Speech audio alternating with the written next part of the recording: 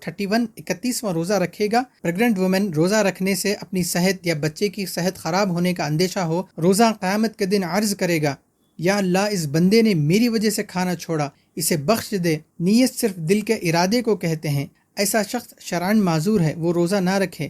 روزے میں خون کا ٹیسٹ اگر کلی کرتے وقت پانی کا ٹیسٹ محسوس ہو جائے، تھوک جمع کر کے نگلنے سے روزہ نہیں ٹوٹتا کہ سحری کا کھانا بھی نیت میں شامل ہے۔ کیا فدیہ دینے کے لیے صاحب نصاب ہونا شرط ہے؟ تو ایسے لوگ فدیہ نہیں دیں گے۔ کیا آپ کو یقین ہے کہ آپ کا روزہ واقعی محفوظ ہے؟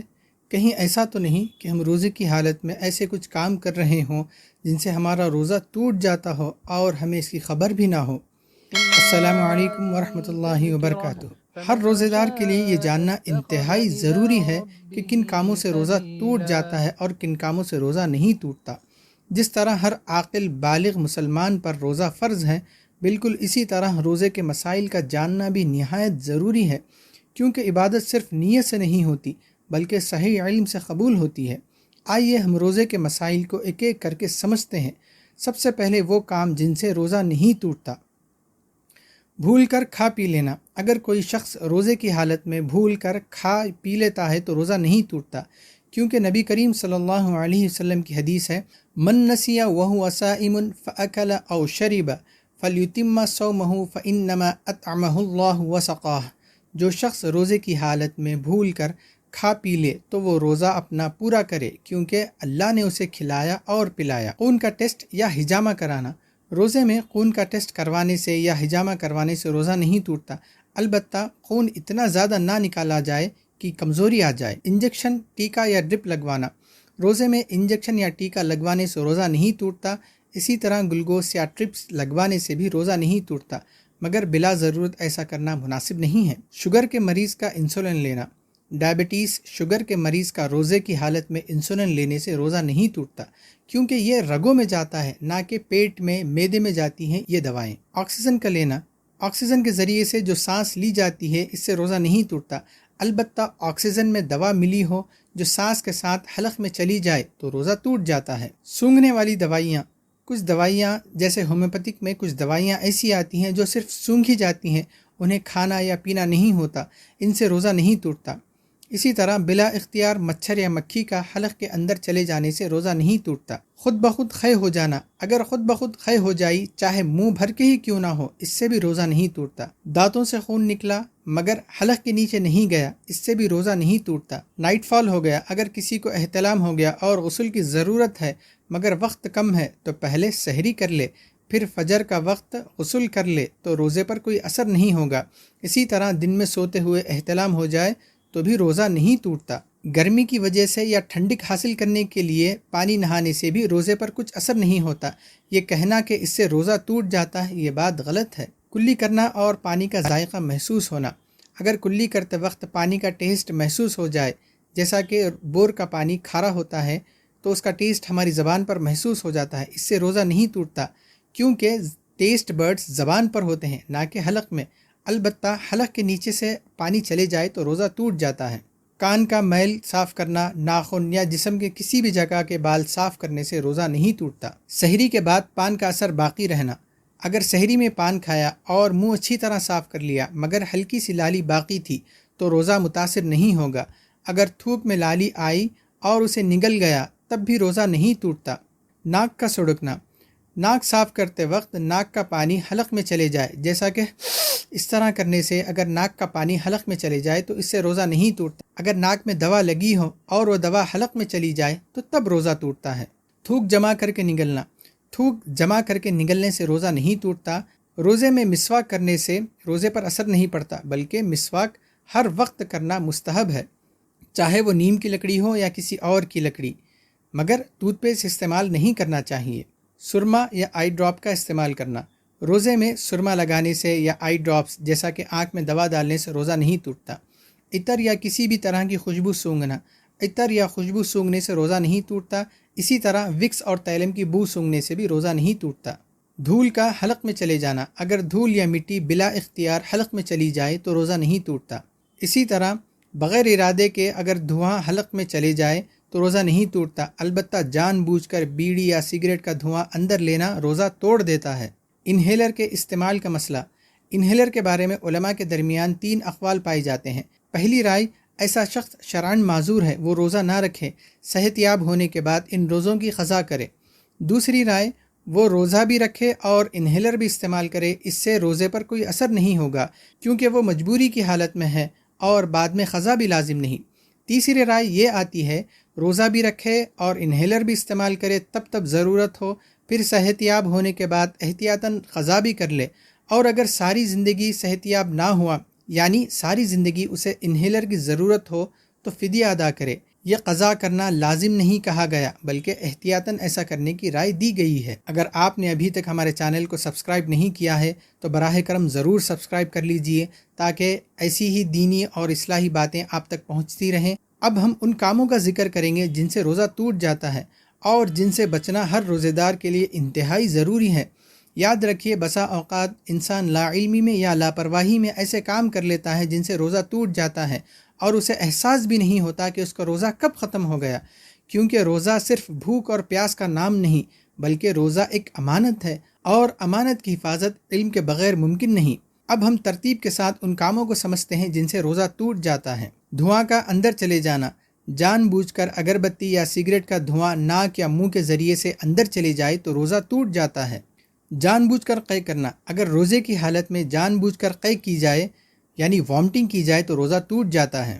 نکسیر کا نکلنا یعنی ناک سے خون نکلا اور حلق میں چلے جائے تو بھی اس سے روزہ ٹوٹ جاتا ہے۔ منہ میں کھانے کی چیز رکھ کر سو جانا، اگر کوئی سحری میں کوئی کھانے کی چیز جیسا کہ پان وغیرہ منہ میں رکھ کر سو گیا اور اسی حالت میں فجر کا وقت داخل ہو گیا تو اس کا روزہ جاتا رہا یعنی اس کا روزہ نہیں ہوگا۔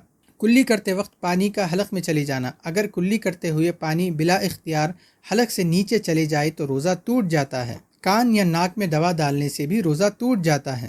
اصل میں روزے میں 2 بنیادی چیزیں ہیں جن سے بچنا بہت ضروری ہے، کھانا پینا، ازدواجی تعلق یعنی صحبت۔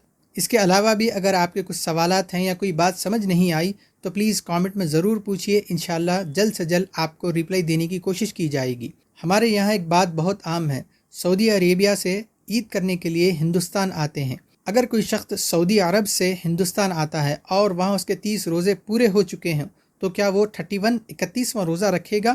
جی ہاں، بالکل وہ روزہ رکھے گا، کیونکہ ابھی ہمارے یہاں رمضان چل رہا ہے، رمضان کی برکتیں باقی ہیں تو اس کو چاہیے کہ وہ روزہ پورا کرے۔ اسی طرح اگر کوئی شخص ہندوستان سے سعودی عرب جاتا ہے، وہاں 29 روزوں پر عید ہو جاتی ہے تو عید کے بعد ایک روزہ کی قضا ضرور کرے گا، کیونکہ مہینہ یا تو 29 کا ہوتا ہے یا 30 کا ہوتا ہے، اس سے کم کا نہیں ہوتا۔ اگر بھوک صرف جسم کو لگتی تو روزہ اتنا بھاری نہ ہوتا، روزہ اصل میں نفس کو لگتا ہے، یہیں سے انسان بدلنا شروع ہوتا ہے۔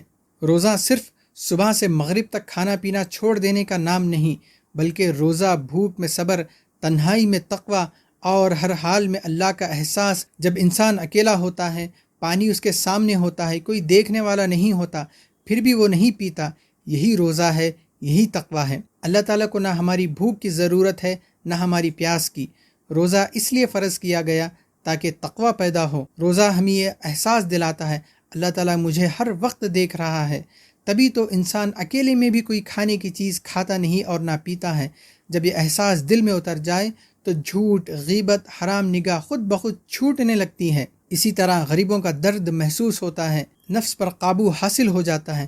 انسان کا سب سے بڑا دشمن باہر نہیں بلکہ اندر ہے، وہ ہے نفس۔ جنت میں ایک دروازہ ریان ہے جس سے صرف روزے دار ہی داخل ہوں گے۔ روزے کی نیت صرف دل کے ارادے کو کہتے ہیں، اس کے لیے کسی خاص عربی الفاظ کا پڑھنا ضروری نہیں، بس دل میں یہ ارادہ ہو کہ میں روزہ رکھ رہا ہوں تو یہی نیت ہو جاتی ہے۔ علماء اکرام اور فقہا فرماتے ہیں کہ سحری کا کھانا بھی نیت میں شامل ہے، کیونکہ سحری روزہ رکھنے کی نیت سے ہی کی جاتی ہے۔ کوئی شخص سحری اس وقت کرتا ہے جب وہ روزہ رکھنے کا ارادہ رکھتا ہو۔ یاد رکھیے، سحری کھانا سنت ہے، بغیر سحری کے روزہ رکھنا درست ہے۔ روزہ ہو جاتا ہے لیکن سحری کی سنت اور اس کی برکتوں سے محروم ہو جاتا ہے۔ اگر کوئی شخص سحری کے وقت بیدار نہ ہو سکا اور اس کے اندر اتنی طاقت ہو کہ وہ روزہ پورا کر سکتا ہو تو تھوڑی بہت تکلیف برداشت کر کے وہ روزہ رکھ سکتا ہو تو وہ روزہ رکھ لے۔ افطار کس چیز سے کرنا بہتر ہے؟ افضل اور سنت طریقہ یہ ہے کہ روزہ کھجور سے افطار کیا جائے، اور اگر کھجور موجود نہ ہو تو پانی سے افطار کیا جائے۔ یاد رکھیے، بعض علاقوں میں یہ بات مشہور ہو گئی ہے کہ پہلے 10 دن کھجور سے، پھر اگلے 10 دن پانی سے اور آخری 10 دن نمک سے روزہ کھولا جاتا ہے۔ اس کی شریعت میں کوئی اصل موجود نہیں۔ روزہ کھولنے کا طریقہ: روزہ کھولتے وقت بسم اللہ کہہ کر افطار کرنا مسنون ہے، اور اس کے بعد افطار کی دعا پڑھنی چاہیے، ذهب الظمأ وابتلت العروق وثبت الاجر انشاءاللہ، یا پھر یہ جو عام مشہور دعا اللہم لک صمت وعلی رزقک افطرت۔ پہلی دعا کا ترجمہ یوں ہے: پیاس بجھ گئی، رگیں تر ہو گئیں اور اجر ثابت ہو گیا انشاءاللہ۔ یاد رکھیں یہ دعائیں کچھ کھانے یا پینے کے بعد پڑھی جانے والی دعائیں ہیں، کیونکہ اگر آپ ان کے الفاظ کو دیکھیں گے تو یہ پاسٹ ٹینس کی دعائیں ہیں۔ پیاس بجھ گئی، رگیں تر ہو گئیں، یہ کب ہوتی ہیں؟ روزے میں کچھ کھانے یا پینے کے بعد ہوتی ہیں۔ اسی طرح اللہم لک صمت وعلی رزقک افطرت، اللہ میں نے تیرے لیے روزہ رکھا اور تیرے دیے ہوئے رزق افطار کیا، یعنی کب؟ کھانے یا پینے کے بعد۔ اب سوال یہ ہے کہ روزہ کن پر فرض ہے؟ دیکھیے، ہر عاقل بالغ صحت مند مسلمان پر روزہ فرض ہے۔ اگر کسی کو ایسی بیماری ہو کہ روزہ رکھنے سے صحت مزید خراب ہو جانے کا اندیشہ ہو تو اس کے لیے روزہ چھوڑنے کی رخصت ہے اور وہ بعد میں روزوں کی قضا کرے گا۔ اور اگر بیماری ایسی ہو کہ جس میں صحت یاب ہونے کی کوئی امید ہی نہ ہو تو ایسے شخص پر ہر روزے کے بدلے ایک فدیہ لازم ہوگا۔ کچھ لوگ گرمی کے روزے نہیں رکھ پاتے لیکن دسمبر یا سردی کے دنوں میں آسانی سے روزہ رکھ سکتے ہیں، تو ایسے لوگ فدیہ نہیں دیں گے بلکہ سردیوں میں روزوں کی قضا کریں گے۔ فدیہ ان لوگوں کے لیے ہے جو بالکل روزہ رکھنے کی طاقت نہیں رکھتے اور آئندہ صحت یاب ہونے کی کوئی امید نہ ہو۔ اب سوال یہ ہے کہ ایک روزے کا فدیہ کتنا ہوتا ہے؟ روزے کا فدیہ ایک مسکین غریب کو 2 وقت کا کھانا کھلایا جائے یا اس کی مقدار رقم اسے ادا کی جائے۔ اس کی مقدار یا رقم ہر علاقے میں مختلف ہو سکتی ہے کیونکہ کھانے پینے کی قیمت ہر جگہ مختلف ہوتی ہے۔ ایک عام شرعی انداز فدیے کا تقریباً 1.25 کلو گندم سے 2.25 کلو گندم تک اس کی قیمت کے برابر ہے، یعنی ایک روزے کا فدیہ وہ رقم ہے جو ایک مسکین کو 2 وقت کھانا کھلایا جائے۔ یہ رقم ہر ملک اور شہر کے حساب سے مختلف ہو سکتی ہے۔ بہتر یہی ہے کہ آپ اپنے علاقے کے علماء اکرام سے پوچھ لیں کہ آپ کے شہر میں اس سال فدیے کی کیا مقدار طے ہے۔ اس طرح آپ صحیح اور شرعی طریقے سے فدیہ ادا کر سکتے ہیں۔ کیا فدیہ دینے کے لیے صاحب نصاب ہونا شرط ہے؟ فدیے کے واجب کے لیے زکوٰۃ والا پورا نصاب ہونا شرط نہیں، لیکن صرف ایک اصول یاد رکھیں: اگر کوئی شخص خود اتنا غریب ہے کہ اس کے پاس بنیادی ضرورت کے علاوہ کچھ نہیں تو اس پر فدیہ لازم نہیں ہوگا۔ ایسا شخص نہ روزے رکھنے پر قادر ہے نہ فدیے دینے پر قادر ہے تو اللہ کے یہاں معذور ہے۔ اللہ تعالیٰ کسی جان پر اس کی طاقت سے زیادہ بوجھ نہیں ڈالتا۔ اسی طرح پریگننٹ وومن روزہ رکھنے سے اپنی صحت یا بچے کی صحت خراب ہونے کا اندیشہ ہو تو وہ روزہ نہ رکھے اور بعد میں چھوٹے ہوئے روزوں کی قضا کر لے۔ اسی طرح فیڈنگ مدرس یعنی دودھ پلانے والی ماؤں کا حکم بھی یہی ہے۔ اگر روزہ رکھنے سے دودھ پر اثر ہوتا ہو یا بچے کو نقصان ہونے کا اندیشہ ہو تو وہ روزہ چھوڑ سکتی ہیں، بعد میں ان روزوں کی قضا کریں گی۔ روزہ قیامت کے دن عرض کرے گا: یا اللہ، اس بندے نے میری وجہ سے کھانا چھوڑا، میری وجہ سے پیاس برداشت کی، اسے بخش دے، اور اللہ تعالیٰ اس کی شفاعت ضرور قبول فرمائیں گے۔ ہر عبادت کا اجر مقرر ہے، لیکن روزے کے بارے میں اللہ تعالیٰ فرماتے ہیں: الصوم لی وانا اجزی بہ، روزہ میرے لیے ہے اور میں ہی اسی کا بدلہ دوں گا۔ ایک روایت میں آتا ہے: میں خود اس کا بدلہ ہوں۔ یہ حدیث بخاری اور مسلم کی ہے۔ روایت میں آتا ہے: آدمی کے ہر عمل کا بدلہ 10 گنا سے 700 گنا تک بڑھا دیا جاتا ہے، مگر روزہ خاص طور پر اللہ کے لیے ہے اور اس کا اجر اللہ تعالیٰ خود عطا فرمائیں گا۔ یہ روزے کا سب سے بڑا اعجاز ہے۔ اب ہم آپ سے ان دعاؤں کے ساتھ رخصت ہوتے ہیں۔